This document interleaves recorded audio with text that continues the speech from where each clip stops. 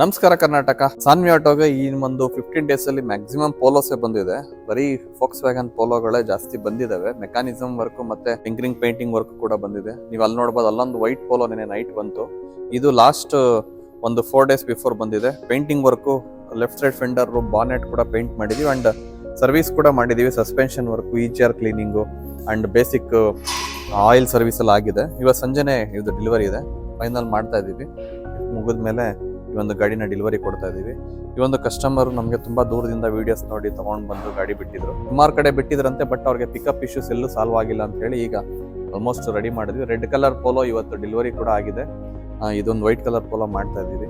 And ಎಲ್ಲ items ಕೂಡ ನಮ್ಮ ಒಂದು ಫೋಕ್ಸ್ ವ್ಯಾಗನ್ ಒರಿಜಿನಲ್ದೇ ಐಟಮ್ಸ್ ನಾವು ಫಿಟ್ ಮಾಡ್ತಾ ಇರ್ತಕ್ಕಂಥದ್ದು. ಸ್ವಲ್ಪ ಎಸ್ಟಿಮೇಷನ್ ಜಾಸ್ತಿ ಬರ್ಬೋದು, ಬಟ್ ನಿಮಗೆ ಕಂಪ್ಲೇಂಟ್ಸ್ ಫ್ಯೂಚರಲ್ಲಿ ಬರಲ್ಲ ಅಂತ ಹೇಳ್ತಾ ಇದ್ದೀನಿ.